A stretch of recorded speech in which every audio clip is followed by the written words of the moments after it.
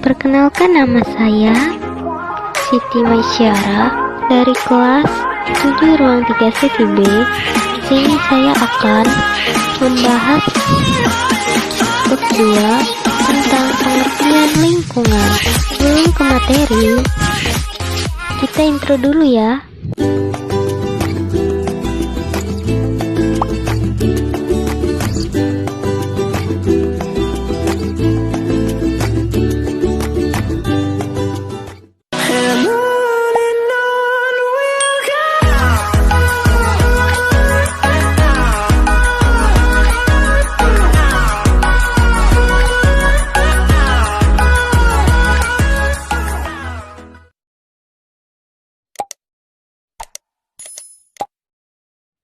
Pada kesempatan kali ini, saya akan membahas mengenai interaksi makhluk hidup dengan lingkungan.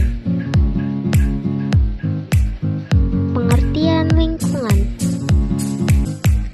Istilah lingkungan berasal dari kata environment yang memiliki makna physical, chemical, and biotic condition surrounding an organism.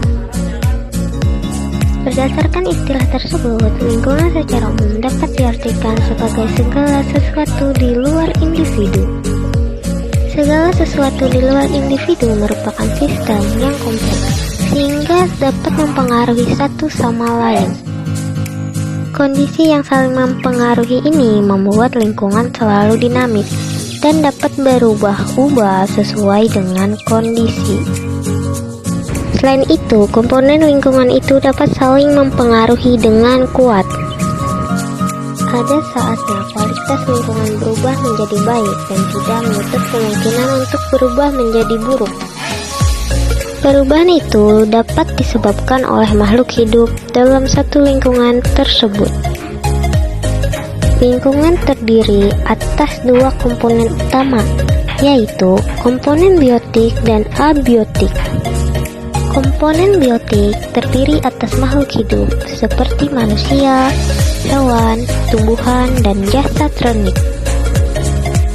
Komponen abiotik terdiri atas benda-benda tidak hidup, di antaranya air, tanah, udara, dan cahaya. Setiap makhluk hidup memerlukan lingkungan tertentu sebagai tempat hidupnya. Tempat hidup dinamakan habitat. Dalam sebuah habitat terdapat berbagai jenis makhluk hidup atau komponen biotik dan benda-benda tak hidup atau komponen abiotik. Pola interaksi dalam ekosistem.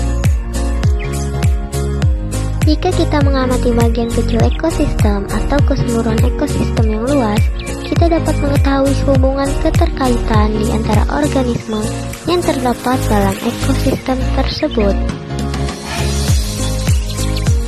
Setiap organisme tersebut tidak dapat hidup sendiri dan selalu bergantung pada organisme yang lain dan lingkungannya. Saling ketergantungan ini akan membuat suatu pola interaksi. Terjadi interaksi antara komponen biotik dengan komponen abiotik dan terjadi interaksi antara sesama komponen biotik. Interaksi antara makhluk hidup dengan makhluk hidup yang lain dapat terjadi melalui rangkaian peristiwa makan dan dimakan, seperti rantai makanan, jaring-jaring makanan, dan piramida makanan.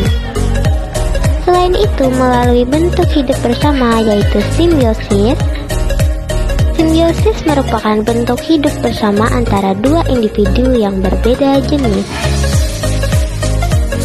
Ada 3 macam simbiosis, yaitu simbiosis mutualisme, simbiosis komensalisme, dan simbiosis paratisme. Simbiosis mutualisme merupakan suatu hubungan dua jenis individu yang saling memberikan keuntungan satu sama lain. Simbiosis komensalisme adalah hubungan interaksi dua jenis individu yang memberikan keuntungan kepada salah satu pihak, tetapi pihak lain tidak mendapatkan kerugian. Simbiosis parasitisme merupakan hubungan dua jenis individu yang memberikan keuntungan keuntungan kepada salah satu pihak dan kerugian pada pihak yang lain. Contoh simbiosis mutualisme adalah antara jamur dan akar pohon pinus. Jamur mendapatkan makanan dari pohon pinus, sedangkan pohon pinus mendapatkan garam, mineral, dan air lebih banyak jika bersimbiosis dengan jamur. Contoh simbiosis komensalisme adalah antara tanaman anggrek dengan pohon mangga. Tanaman anggrek mendapatkan keuntungan berupa tempat hidup, sedangkan pohon mangga tidak mendapatkan keuntungan maupun kerugian dari keberadaan tanaman anggrek tersebut. Contoh simbiosis paratisme adalah antara kutu rambut dan manusia. Kutu rambut memperoleh keuntungan dari manusia berupa darah yang dihisap sebagai makanannya, sedangkan manusia akan merasakan gatal pada kulit di kepalanya. Contoh simbiosis pada makhluk hidup lainnya diantaranya simbiosis komensalisme, yaitu ikan badut dengan anemon, simbiosis parasitisme, yaitu tumbuhan tali putri dengan inangnya, dan simbiosis mutualisme, yaitu lebah dengan bunga. Berdasarkan kemampuan menyusun makanan, peran organisme dibagi menjadi dua, yaitu organisme autotrof dan organisme heterotrof.